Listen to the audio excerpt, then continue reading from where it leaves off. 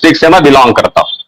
तो आपको मैं थैंक यू। नमन वंदन इसलिए कर रहा हूं कि सर आपने बहुत अच्छा मुद्दा उठाया, एक प्लेटफॉर्म दिया, और एक अच्छा मुद्दा ये भी रहा कि इसमें जितने भी लोग हैं सहारा इंडिया में, जितने काम करने वाले कार्यकर्ता हो, निवेशक हो, या इसके अलावा भी बाहर के लोग हो जो इस मैटर को समझना चाहते हैं, इन सबके लिए आपने एक द्वार खोल के रखा है और एक बहुत अच्छा शानदार मौका आपने दिया कि हम लोग अपनी बातों को आप तक पहुंचा सकते हैं। चाहे प्रबंधन की बात हो, क्योंकि देखिए एक चीज को मैं जरूर कहूंगा कि 1978 से लेकर 2024 आज टिल डेट तक मैं अपने कार्यालय से बात कर रहा हूं सर, और मेरा कार्यालय खुला है। मैं सहारा इंडिया के फ्रेंचाइजी कार्यालय से बात कर रहा हूं, मेरा कार्यालय खुला है, आप देख सकते हो। और ये भी बात है कि 5,500 कार्यालयों में से कुछ कार्यालय बंद है, कुछ कार्यालय आज भी शुरू है।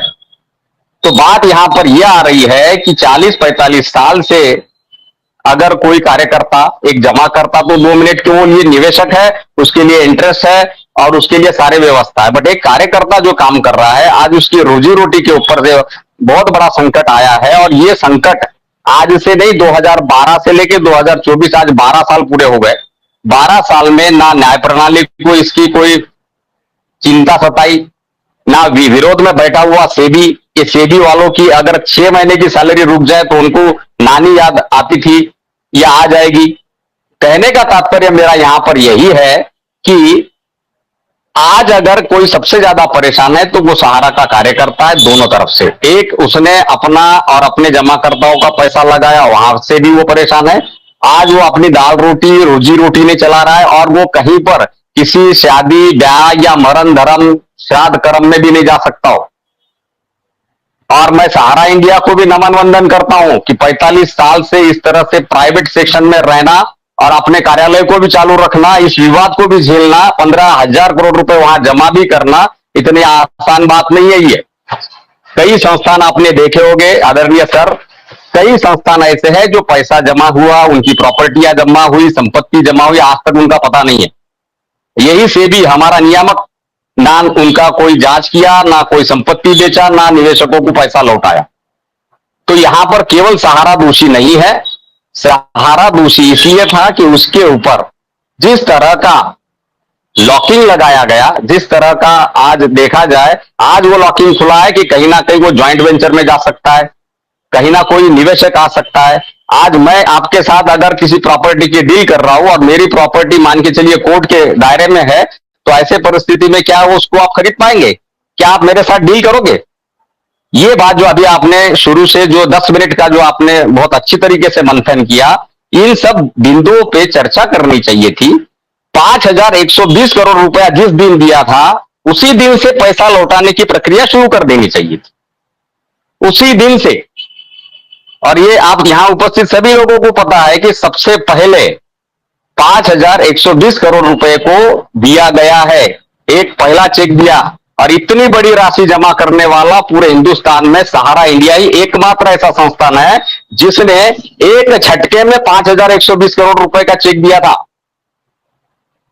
और वो भी कहा था कि 95% लोगों का पैसा हमने दिया है और जो भी शेष है या उसके ऊपर ब्याज भी बनता है तो आप लीजिए।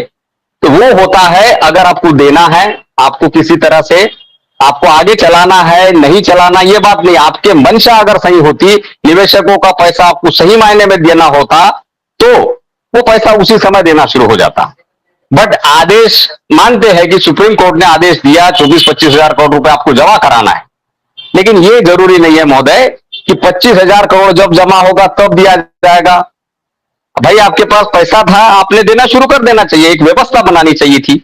व्यवस्था तो सब कुछ आपके हाथ में थी, सारा न्यायिक तंत्र आपके पास था, आप एक देश की बड़ी नियामक संस्थान हो, अकेली एक वे ऐसी सेबी रजिस्टर्ड संस्था है जिसमें आज पूरा शेयर मार्केट वो चलाती है। हजारों लाखों करोड़ रुपया एक उनके जैसा कल आप देख रहे होंगे माननीय आदरणीय माधवी बुच के ऊपर एक छोटा सा एक क्या कहेंगे उसको जांच की प्रक्रिया की बात हुई तो 1100 पॉइंट मार्केट गिरा, 2.5 लाख से 3 लाख करोड़ का नुकसान हुआ। उसके जिम्मेदार कौन है? कोई सवाल नहीं कर सकते हम लोग। हाँ, हम घूमे एक ही जगह सहारा इंडिया, ठीक है, सहारा इंडिया का जो मैटर चल रहा है मैं हम 2 मिनट के लिए उसको बाजू में रखे, लेकिन आपकी जिम्मेदारी क्या है? आप एक नियामक हो, नियामक का पहला प्रथम कर्तव्य है कि आप जो भी सोचेंगे वो निवेशकों के हितों के लिए सोचें। आपकी पहली जिम्मेदारी है। ठीक है, हम अगर सारा इंडिया 2 मिनट के लिए अगर डिफॉल्टर है, उसने कोई प्रॉब्लम क्रिएट किया है, उसके आपके नजर में ऐसा लगता है कि ये दोषी है, तो वो एक अलग चीज है। दोषी है तो उसको आप पेनल्टी करिए। आपने सारी कार्रवाई की पूरा सूझ बुद्धि के भावना से कि ये करेंगे, वो करेंगे, जेल में डालेंगे, ये करेंगे, क्या हुआ? इससे एक आम आदमी का पैसा मिला? सेबी ने पूर्ण रूप से कोई ऐसी व्यवस्था दी जो उसको देनी चाहिए थी। उसमें कोर्ट ने क्या किया? सुप्रीम कोर्ट 2012 से लेकर 2016 तक लगातार ये मामले होते गए आदरणीय, और ऐसे परिस्थिति में कोर्ट ने कोई एक भी इस तरह का संशोधन नहीं दिया। हाँ, कोर्ट ने पैसे वसूलने के लिए बहुत सारी चीजें की, प्रॉपर्टियों को बंधक किया, एम्बेवली को लिया, लिक्विडेटर बिठाया, फिर वापस लिक्विडेटर। मैं वहां भी जाके आया हूं, महाराष्ट्र से ही हूं, और मेरे यहां से 300 किलोमीटर एम्बेवली है। 4000 लोग एक रोजमर्रा की जिंदगी में वहां काम करते हैं सर। 4000 लोग घास काटने का, झाड़ों को, पेड़ों को एक पानी देने का, जल प्रवाहित करने का काम लोग करते हैं। उन लोगों को 1 साल तक भूखा रहना पड़ा। तो इससे क्या हुआ? आपने तो सहारा इंडिया के सारे कर्मचारियों को भी बर्बाद किया।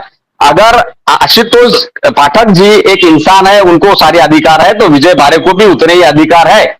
इस देश में संविधान ने सबको अपना एक अधिकार दिया है, तो हमारे अधिकार का उपयोग क्या हुआ? 12 साल में मेरे यहां से कई लोगों ने आत्महत्याएं की, कई लोग जो है मृत्यु शैया पे है। आज भी कुछ लोग इतने परेशान है कि जो लोग अपना इलाज नहीं कर पा रहे, तो उसकी व्यवस्था के लिए आपने क्या किया? हम लोग क्या कर रहे हैं कि सहारा ने ऐसा किया, लेकिन भैया सहारा ने जो किया नहीं किया उसका अलग चीज है, लेकिन उसने 15,000 करोड़ से पहले 5,120 करोड़ रुपए दिया था, और 5,120 करोड़ आदरणीय आशुतोष पाठक जी बहुत बड़ा अमाउंट होता है। आपको अच्छे से पता होगा कि अनिल अंबानी साहब के 5,000 करोड़ के लिए ही पूरा कंपनी को जो है उनको क्या करना पड़ा, क्या नहीं, आप सब जानते हैं इस चीज को। एक बहुत बड़ी राशि होती है, और कई हजारों, करोड़ों, लाखों लोगों का भला हो सकता है। आज जो पोर्टल कर रहा है सहकारिता में आके, वो चीज उस समय भी हो सकती थी। अच्छा, दूसरा विषय यहां पर यह है कि जो संस्था आरएनबीसी के एक्ट में काम की है, और उसने 72,000 करोड़ से अधिक का भुगतान 2006-7 में किया, इतनी अनुभवी संस्था के ऊपर आपका ट्रस्ट नहीं है? क्यों? आपका मकसद यह था कि भैया आपने जिस जमाकर्ताओं का पैसा लाया, आप और हम मिलकर प्रयास करते कि उस जमाकर्ता तक हम पैसा पहुंचाएंगे। लेकिन कहने का तात्पर्य इतना ही है कि इस जो भी आज हम लगभग 12 साल से इसमें लगातार प्रयास कर रहे, राहत तो आज मिली सर हमें। सहारा इंडिया को राहत आज मिली कि उसको कम से कम यह अधिकार मिला कि वो ज्वाइंट वेंचर में जा सकता है, वो अपनी प्रॉपर्टी का डील कर सकता है। और संस्था को अगर देना नहीं रहा होता तो आप, मुझे बोलना उचित नहीं होगा,